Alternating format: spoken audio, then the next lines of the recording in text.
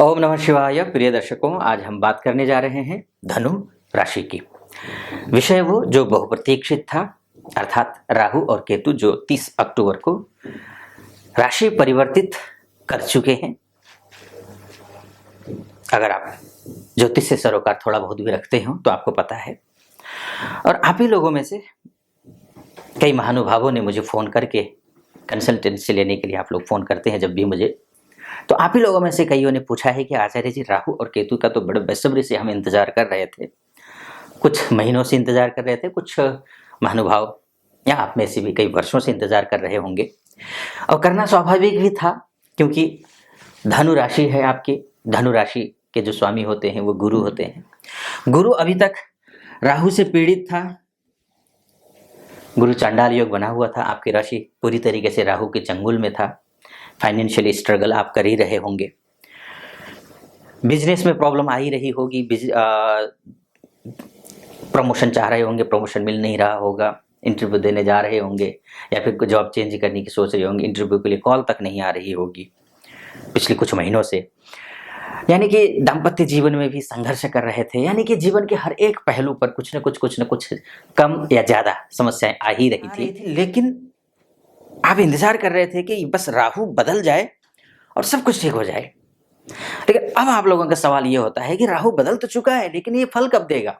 तो ऐसी स्थिति में मैंने सोचा कि क्यों ना इस विषय पर एक वीडियो बनाया जाए, जिसमें ये मैं बताऊंगा कि राहु और केतु दोनों ग्रह अच्छे तो हैं, इसमें कोई संदेह है ही नहीं, क्योंकि आपकी राशि गुरु से, आपकी राशि के स्वामी गुरु से राहु अलग हुआ है, चंगुल से अलग हुआ है। गुरु आपकी राशि का स्वामी जो है राहु के चंगुल से निकला है, तो स्वाभाविक रूप से अच्छा तो होना ही है आपके साथ हर एक मामले में, जैसे मैंने पीछे आपको बताया। लेकिन कब से एक्टिवेट हो रहा है, तो मैं आपको ये बोलना चाहूंगा कि देखिए, कोई भी ग्रह होता है, जब भी राशि परिवर्तित होता है, जब भी गोचर करता है, एक राशि को छोड़कर के दूसरी राशि में प्रवेश करता है, तो वो या तो बालावस्था में होता है या तो वो मृतावस्था में होता है। सूर्य, चंद्र, मंगल, बुध, गुरु, शुक्र, शनि, ये जो 7 ग्रह होते हैं 0 डिग्री से लेकर के 5-6 डिग्री तक ये मृत या बालावस्था में होते हैं। वो सम और विषम राशि के हिसाब से होता है। उधर आप 24 डिग्री से प्लस में जा करके 30 डिग्री तक जो है वो फिर मृतावस्था या फिर बालावस्था में होते हैं। वो भी सम या विषम राशि के हिसाब से देखा जाता है। अब जो है ये, लेकिन राहु का जो मामला है वो थोड़ा सा अलग है। वो राहु का क्यों है, राहु और केतु दोनों का, ये वक्री होते हैं और 30, 29 और 28 डिग्री तक तो बेहद कमजोर होते हैं। जैसे ही 27वें डिग्री में प्रवेश करते हैं वैसे ही सब कुछ ठीक होना शुरू हो जाता है। तो एक अमूमन तो ये मानकर चलिए कि आप अगर घर गृहस्थी बसाने की सोच रहे हैं, घर लेने की सोच रहे हैं, भूमि लेने की सोच रहे हैं, वाहन लेने की सोच रहे हैं, या फिर इष्ट मित्र नाते रिश्तेदार इत्यादि से सहयोग की अपेक्षा कर रहे हैं, या फिर अन्य विवाह के लिए जद्दोजहद कर रहे हैं, बात बन नहीं रही कहीं, या फिर लव लाइफ में कोई परेशानी आ रही है, या फिर शिक्षा के क्षेत्र में आप उच्च शिक्षा की तैयारी कर रहे हैं, मन नहीं लग रहा है पढ़ाई में, या फिर एग्जाम तो दे रहे हैं लेकिन बात बन नहीं रही है, या फिर अब तो यूजीसी के एग्जाम भी हैं दिसंबर के महीने में, तो नेट की तैयारी कर रहे हैं तो उसके लिए भी, या फिर आप उच्च शिक्षा में यूपीएससी की तैयारी कर रहे हो, या फिर आप विदेश जाने के लिए आप तैयारी कर रहे हो, एजुकेशन वीज़ा के लिए ट्राई कर रहे हो, या फिर वर्किंग वीज़ा के लिए भी ट्राई कर रहे हो। हर एक क्षेत्र के लिए एक तिथि याद कर लीजिए, 25 दिसंबर।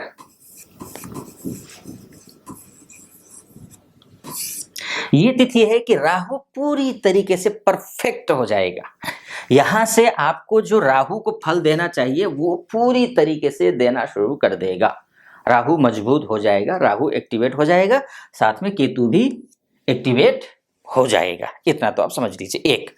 अब दूसरी बात आते हैं, अगर आप फाइनेंशियली स्ट्रगल कर रहे हैं, बहुत ज्यादा फाइनेंशियली स्ट्रगल कर रहे हैं, तो ऐसी स्थिति में अगर फाइनेंशियली में कैसा कि इन्वेस्ट कर रहे हैं, कि इन्वेस्ट किया हुआ है, लेकिन इन्वेस्ट तो कर दिया लेकिन प्रॉफिट नहीं हो पा रहा है, तो वो स्थिति कैसी रहने वाली है। या फिर कहीं किसी से लेन देन किया हुआ है लेकिन अब समस्या आ रही है लेन देन में, या तो किसी से आपने पैसा लिया हुआ है, दे नहीं पा रहे हैं, या फिर किसी को दिया हुआ है, पैसा वापस आ नहीं रहा है, किसी कोई ना कोई रीजन बता जा रहा है आपको, दिन ब दिन विलंब होता जा रहा है, या फिर पैसे को लेकर के, लोन इत्यादि को लेकर के जो है ना अप्लाई किया हुआ है आपने, लोन हो नहीं पा रहा है, तो वो स्थिति भी, या फिर ईएमआई में ही दिक्कत आ रही है।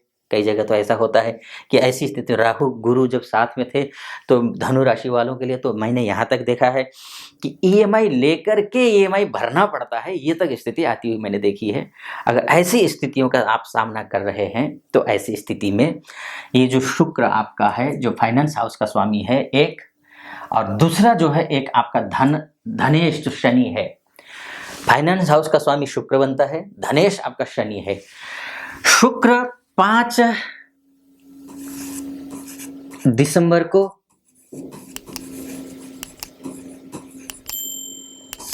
ध्यान रखिएगा, ये 5 दिसंबर को शुक्र जो है स्वाति नक्षत्र में प्रवेश करेगा 5 दिसंबर को। और जो स्वाति नक्षत्र में प्रवेश करने का मतलब राहु के नक्षत्र में जाएगा। जैसे ही राहु के नक्षत्र में जाएगा, राहु मजबूत हो जाएगा। किस मामले में? धन धान्य के मामले में। धन धान्य के मामले में, धन जो मैंने आपको बताया, लोन इत्यादि, पैसे का लेन देन इत्यादि, या फिर कहीं आपने इन्वेस्ट किया हुआ है उसके लिए, या फिर आपका प्रमोशन होना है तो भी ये शुक्र हो जाएगा। या फिर घर, लग्जरी चीजें, जीवन में जो लग्जरी चीजें, भौतिक सुख साधन, उसके लिए भी आप प्रयास कर रहे हैं, तो आप गाड़ी खरीदने की सोच रहे हैं या फिर भूमि खरीदने की सोच रहे हैं, तब भी आपको लग्जरी चीजें, मतलब जो है ना सोना चांदी इत्यादि खरीदने की सोच रहे हैं, तब भी आपकी स्थिति 5 दिसंबर से ही अच्छी हो जाएगी। एक दूसरी बात, शनि जो है वो आपको 24, अब आप सोच रहे होंगे ये तो आचार्य जी बिल्कुल उल्टा चल गए कि 25 से 5, 5 से फिर 24 में आ गए। 24 नवंबर को, 24 नवंबर को ये शनि के नक्षत्र, शनि जो है वो शतभिषा नक्षत्र में प्रवेश करेगा।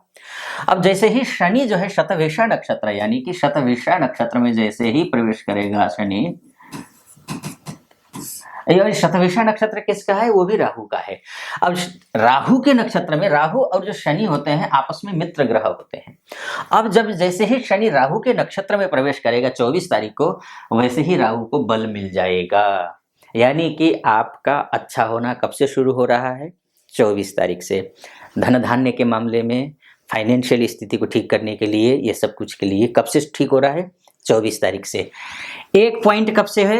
अब कई लोग कंफ्यूज होते हैं। पिछली वीडियो में मैंने देखा है कंफ्यूज हो रहे थे कि आपने 24 भी बोल दिया है, नहीं उसमें तो मैंने 24 नहीं बोला, किसी में 5 बोल दिया है, किसी में और तिथियां बताई, वो भी तिथि बताई आपने, वो भी तिथि बता दी, वो भी तिथि बता दी। किस पर भरोसा करें? आप थोड़ा समझदारी दिखाइए। अच्छा होना कब से शुरू हो जाएगा? थोड़ा बहुत स्टेप, एक कदम आगे बढ़ेगा। अभी क्या है कि राशि तो परिवर्तित कर चुका है राहु, लेकिन फल नहीं मिल रहा है। अब वो एक्टिवेट हुआ ही नहीं है, यथावत है, यथास्थिति में है वो। लेकिन 24 तारीख को पहला एक कदम बढ़ाएगा अच्छाई की ओर, यानी कि धन की ओर। हो सकता है उसके बाद आपको पैसा आना शुरू हो जाए, कम आएगा लेकिन आना शुरू हो जाएगा।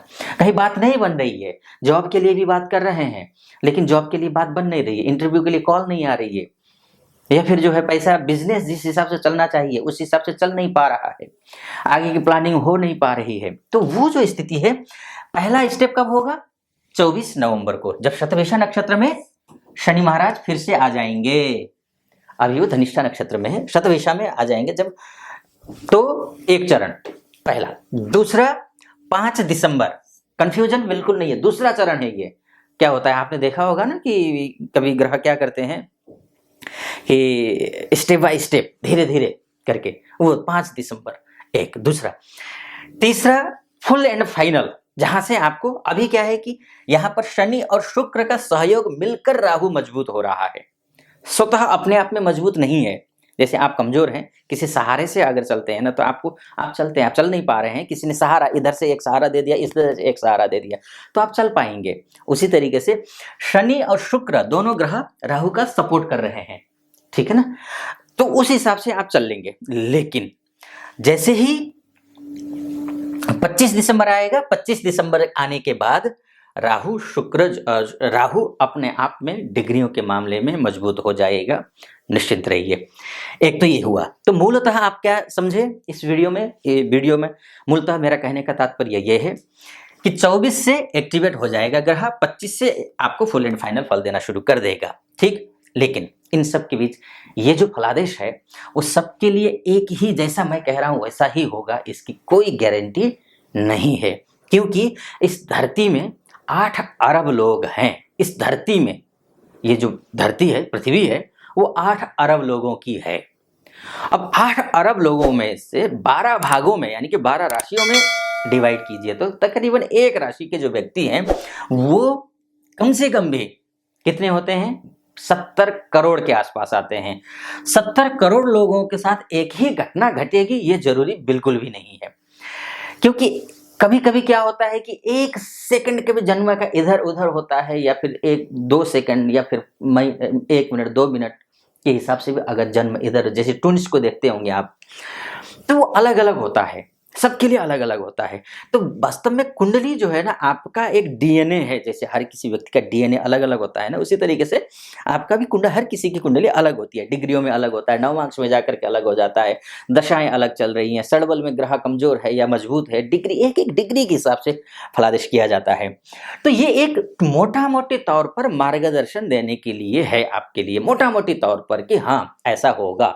आपने जैसे पूछा कि आपकी कुंडली में राहु अच्छी स्थिति में है, तो जो मैं फलादेश कर रहा हूं ना वो 100% आप पर अच्छा सटीक बैठने वाला है। अगर मान के चलिए कि आपकी कुंडली में राहु बहुत ही पुअर स्थिति में है, बहुत ही खराब स्थिति में है, मृत अवस्था में है, बाल अवस्था में है, सुसुप्त अवस्था में है, हर किसी मामले में कमजोर है, या फिर आपका शनि कमजोर है, या फिर फाइनेंस हाउस का पैसा देने वाला ग्रह ही जो है ना अस्त है या नीच का है, या फिर ऐसा कुछ है, तो फिर जो मैं फलादेश कर रहा हूँ 100% आप पर सटीक बैठेगा, इसकी कोई गारंटी नहीं है। अगर ऐसा है तो आप अगर ये सटीक नहीं बैठ रहा है और आप 3-4 सालों से, कई लोग होते हैं जो मुझे बोलते हैं कि आचार्य जी हम 3-4 साल से कमेंट, मैं तो चूंकि आप 5-6 महीने ही हुए हैं मुझे यूट्यूब में आए हुए, चूंकि आप लोगों में से कई कमेंट करते हैं कि जो है इतने सालों से हम देख रहे हैं लेकिन कुछ फलादेश सटीक बैठ नहीं रहा है लोगों का, अन्य आचार्यों का भी। तो अगर ऐसी स्थिति है तो आप आसपास में किसी अन्य आचार्य जो विद्वान ज्योतिषी होंगे उनसे आप अपनी कुंडली का विमर्श करवा लीजिए, विश्लेषण करवा लीजिए, या फिर नीचे नंबर होगा उस नंबर पर कॉल करके हमारे प्रतिनिधि से बात करके मुझसे भी आप ज्योतिष का परामर्श ले सकते हैं। तो फिलहाल इस वीडियो को मैं ज़्यादा लंबा नहीं करता हूँ, इसको यहीं पर मैं समाप्त करता हूँ। आपको कैसा लगा वीडियो, अच्छा लगा हो तो वीडियो को पहली बार देख रहे हैं तो सब्सक्राइब कर दीजिएगा, लाइक कर दीजिएगा वीडियो को, कमेंट बॉक्स में जा करके ओम नमः शिवाय जरूर लिख दीजिएगा 5 बार या 11 बार। फिलहाल अनुमति दीजिए। ओम नमः शिवाय।